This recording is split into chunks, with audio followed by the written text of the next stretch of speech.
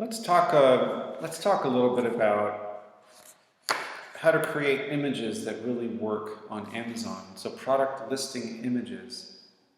What are the tips to create great photos on Amazon? Well, okay, let's look at some photos on Amazon and see which ones catch your attention. So I want you to think like a consumer. If you were going to Amazon to purchase a product, we're going to continue on this dog leash example. Which ones would catch your eye? Well, first of all, let's look at which ones wouldn't catch your eye. You know, a lot of these are very bland. They are all kind of copying each other. It's just a rolled up leash or a twisted up leash. And there's nothing necessarily wrong with those images, but the main image is one of the main reasons why people click on your listing. So you look at the top ranking listings, and I'm going to not count the sponsored ads because they're paying to show up at the top. But these ones here are going to be the ones that we really want to analyze. Now, why are they bestsellers? Why are they at the top of page one? Well, this one really jumps out at me because it's a very, very different type. This is a retractable leash. It's got some stuff on there. It's got lots of color. Of course, they have Amazon's Choice tag, but that's not really something we're going to talk about right now. But let's take this one for example. I like this photo, and again, I'm using dog leashes. I don't even own a dog, so this is completely non-biased to me. I wanted to use a category that I've done no research on, so I could really look at it from a non-biased opinion with you guys. And this is just super boring. You know, I kind of poked at this guy a little bit in the last video, but this listing is just boring, and he's doing very well. You know, he's got a low price. It's a very basic nylon dog leash. Nothing wrong with it, but you want to stand out. When you're competing against guys like this, you've got to do something to stand out. So in this case, they use one image, right, that actually has two different images. Well, one photo that has two images in it. And they actually have a picture of a dog, and that really caught my eye. So a couple of points on images here. I found that if you can get a square image instead of a rectangular image, like this one's a little bit more rectangular. If you were to click on it, you'd see what I'm talking about. Well, maybe it's not. But I've seen some images that are rectangular, and what happens is it stretches too wide, and Amazon will shrink it, and that thumbnail will look really small. So you want to get a square image, no less than 1,000 pixels by 1,000 pixels. And the reason for that being that when people click on it, and like this, they need to be able to zoom in. Some of these images are, when you zoom in, they start to look a little bit fuzzy. They're not high resolution. So you want to have nice 1,000 or larger pixel image. Minimal background props. Amazon does require that you have a pure white background and minimal.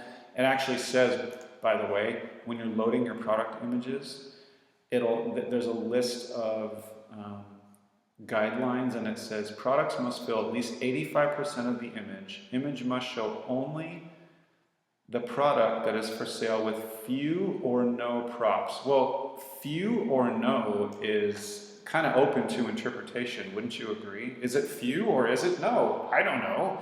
So, you know, kind of use your judgment on that. I do use few to no props. In this case, I think a dog in the background is fine. It shows the product being used. But, you know, overuse of props, you know, like you're not supposed to have warranty stamps and text on your main images. So don't do things like that. This is an example of an image that would definitely violate their guidelines. They've got this, you know, multiple pictures and text on one page. And I'm not saying that this doesn't do well. I mean, clearly they have a lot of reviews and they're on page one. But you could get in trouble for that. So few or no props, watermarks or inset images. Images may only contain text that is part of the product itself. So how some people get away with that, and this is actually pretty clever. Let's use another example here. I always find this one interesting. Fish spatula. So gosh, I remember seeing one, and I don't know if they do it anymore. Maybe he's not. Oh, here we go.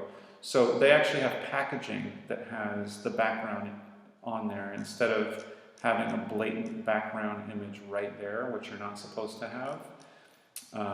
Your packaging can be clever. Oh, here it is. This is what I was looking for.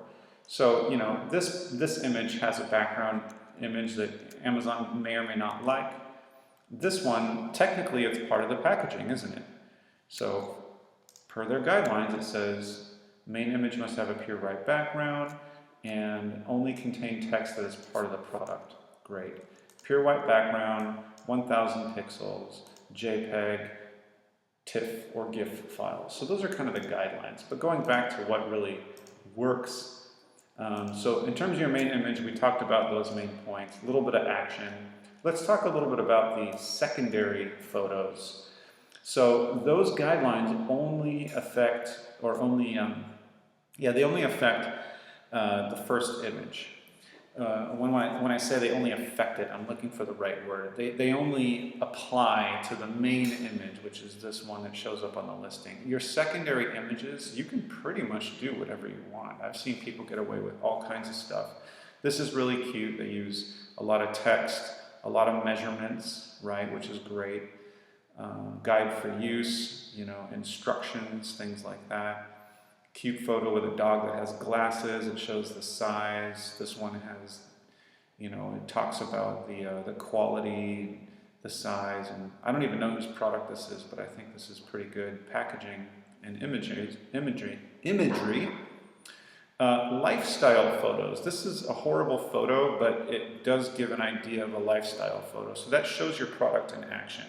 If it's people, if you're selling a supplement, you probably want to have pictures of people drinking your, you know, goji berry juice or whatever it is. Or if it's exercise equipment, have a sexy girl running down the beach with your exercise equipment, or some guy, you know, lifting his weights and with the big muscles. Those are lifestyle images. It shows people using the product. Action, smiling faces. Guess what? By survey, people look at pictures that have people in them more than any other photos. Why do you think Facebook is so popular? Selfies are so popular. You want images with people in them. And let's just go back to the main listing here. You know, when in doubt, be different. Don't just copy what everybody else is doing. You know, there's nothing special in just copying what everybody else is doing. Try to be different. Like, this guy's different. I can't say that that's smart, but at least they're trying to be different. At least they're trying to be different. So I'm absolutely not recommending that you violate Amazon's image guidelines, but be different, be sexy, use color. If you can, one thing that we really like to do is use ebooks in the background.